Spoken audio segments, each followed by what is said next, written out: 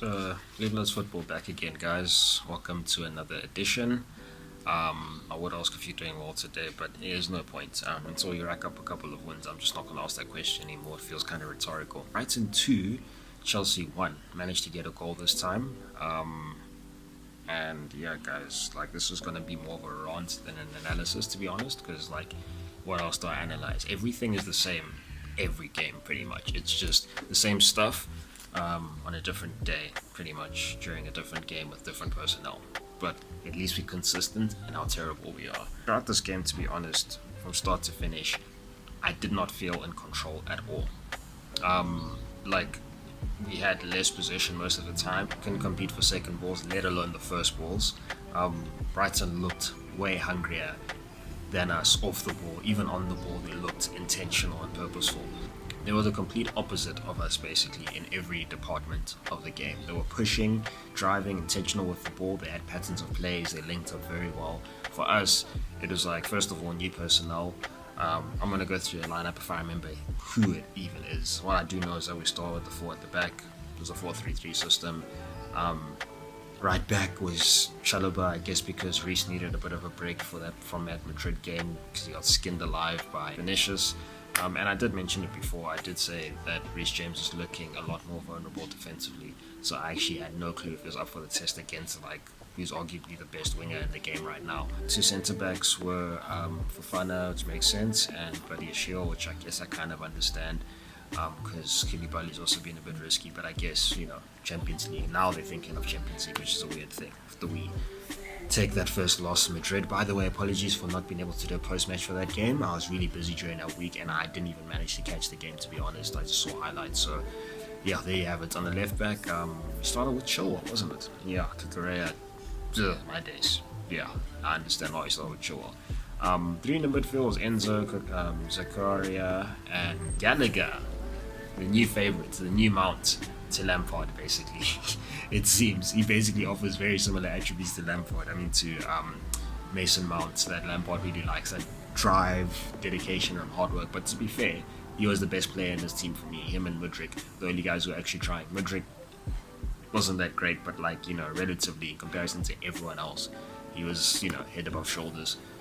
Gallagher, at least he had work rate in comparison to everyone else. The times where he was making interceptions in the penalty box, I'm like, this guy has to drop back when he's playing as the attacking midfielder. It makes no sense to me. It just showed the lack of drive and dedication from these players all around the park. How is Gallagher, your central attacking midfielder, arguably, or at least one of your CMs, coming all the way back to make the majority of the interceptions? I swear if we check, he probably made the most tackles and interceptions in that game, and that's horrific, guys. Ooh. Speaking of stats, front 3, by the way, Mudryk, Sterling on the right, through the middle. Was it Pulisic? I think it was Pulisic. Oh my days, guys, this is just a mess. Every game is a new starting 11. And here's the thing, I sympathize with Lampard to a degree because the squad is massive.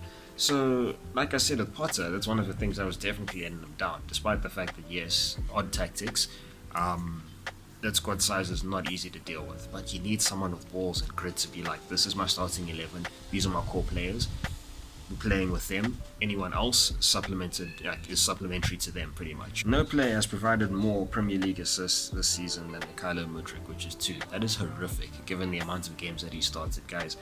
And Squawka Football knew what they were doing. Shout out to you guys if you ever get to watch this video. Nice little jab there. Professional. Petty but professional. At some point, I could put on the screen now, Brighton had 70% possession to our 30 and they had 20 attempts to our 3.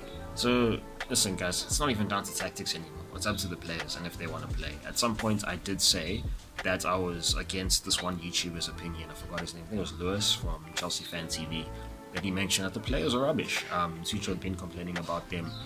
Yes, Potter was off, but the players are also just to blame at times. And honestly, guys, they are quality players. But when you look at stats like this, it's down to dedication, drive. What else can a coach do to set you up in a way that you can at least have more than 3 attempts in comparison to Brighton, who have 20? By the way, we are playing at home. Imagine buying a ticket to watch a game as a fan, to watch Brighton, arguably a mid-table team, obviously doing very well, respect to them this season, but you think of Brighton initially before the season, even you pegged mid-table, where we are should be technically where they are. But now they come to Stamford Bridge, they have 20 attempts, 70% possession. Do these guys not have pride? Do they like, okay, we're Chelsea, this is embarrassing, can we fight for the ball, can we push? They obviously don't, and they're obviously very comfortable with how things are going right now. So my biggest thing is, okay, Lampard isn't the greatest coach right now, that's very obvious. One thing I have to admit is that a lot of us did say, me included, anyone would be an improvement on Potter. That has proven to not be the case. Lampard has nothing right now, to be honest, as a coach. I'm sorry, it's just not for you. He's struggled, like, to even get that one goal, which was a deflection. I didn't even know how to feel at that point. It was just like, wow, we actually scored. It's a tweet from someone that says, I literally forgot how it felt to see Chelsea score a goal. It was shock rather than joy. Wow. You know what I mean? And eventually it's like, yeah, we know we're going to concede and then concede again. Sometimes there are cases where if we concede first, you just know we're not going to get the goal in the second half or the first half or whenever. It's a write-off from there. And where I will blame the coach is the fact that there's no cohesion with these players, and it looks like we're Sunday league players, basically, coming together every weekend without practicing. There's no game plan, there's nothing to execute, so these guys are confused themselves. But even though, like, have some fight and drive. Both, like, this is what happens when you have players that are terrible and refusing to do anything, and a coach that just seems very tactically inept, and it's just shocking me. I did not think we would be this bad, especially Lampard himself. I'm just like, do you not have a plan or anything you're telling these guys? I do not know what we do during the week. It honestly feels like those videos and pictures they take during practice are for vibes. I don't know what it is. It does not make sense to say that you are spending X amount of time doing something and you come out on the pitch and that's what you produce. Are you actually practicing? Because if this is you after practice, kill yourself. I'm sorry to be that harsh, but like, what are you doing? Because listen, I played a Sunday league game today. I played terribly. Those who know, you saw, you watched, it was bad. I don't practice, fam. That was me not practicing. Guarantee if I got as much practice as these players, I would play at a better level. 100%. You could see some kind of a difference. These guys look like a group of individuals on the pitch. There was no link up. It's like the first, I don't know if Lampard practices with a different set of players and then throws these guys together, and it's like they have no clue who each other is. There's no link up players, like, oh, you play there, I don't know. There were times that Chilwell was overlapping and he wasn't supposed to. The times he hit a long ball to Mudryk, who wasn't even anywhere near the space. Sometimes opposite as well. Mudryk hit this other long ball that was going through the middle and went out wide. No one was up there. So it's like, dude, like I said, I do not want to watch these matches. They are below rubbish right now. I'm just doing it for reviews. I'm doing it for you. Whoever cares about Chelsea right now, is ever's watching.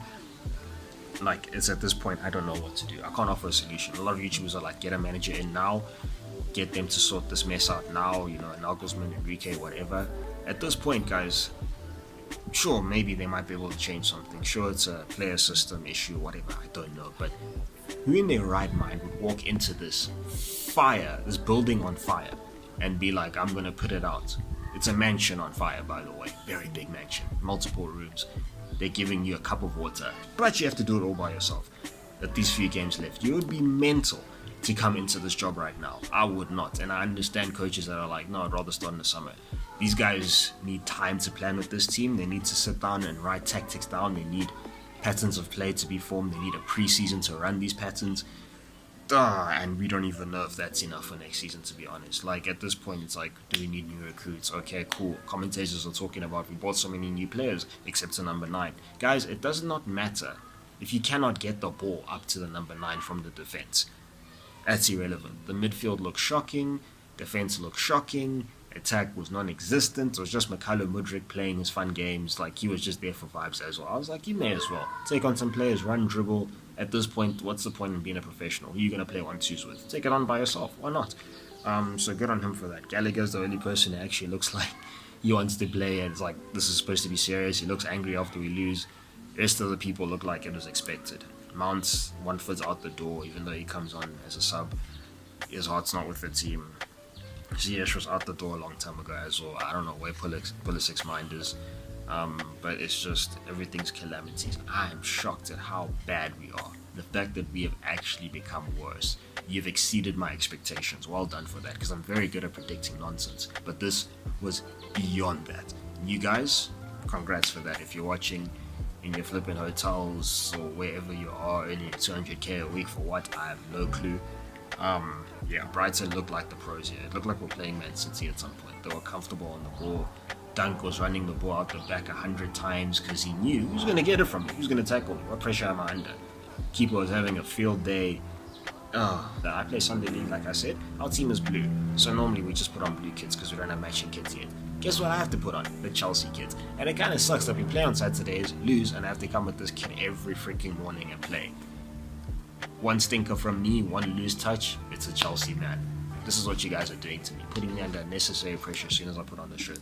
It's just shocking, like who to point the finger at. It's a collective effort. The players are at the top of the list for me right now.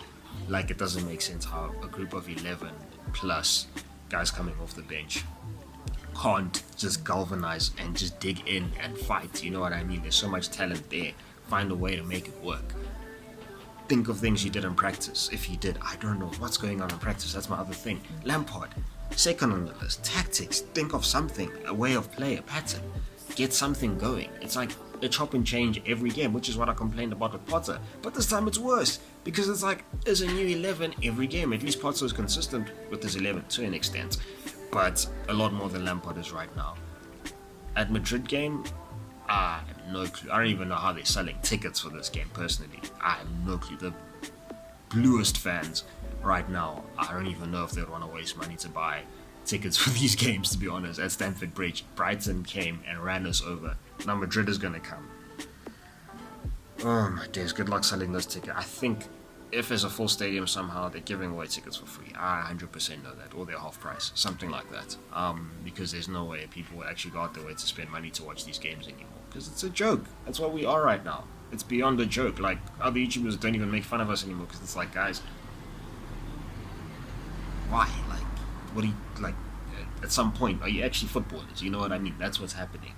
All this money spent, and then Todd, third to blame as well. Guy, yes, American, but I think he should have hired advisors and people before he made the moves that he did, instead of just making all these shock moves and then hiring people and then doing stuff afterwards a proper way. A rushed approach in building the team and just trying to get a bunch of players in now and sort that out later. We're not going to get Champions League football. I don't even think we're going to get European football.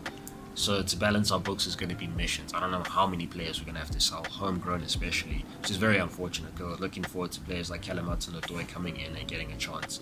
But right now it's just looks like man's going to have to make weight, be a make weight for a lot of these other players we've gotten in who haven't done anything right now, to be honest.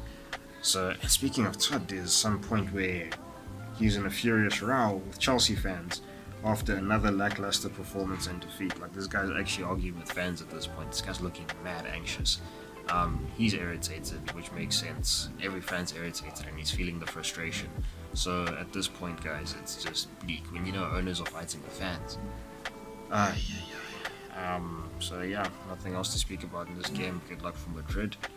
I guess I'm gonna have to watch that for analysis because, unlike our players, like I said before, I'm a professional.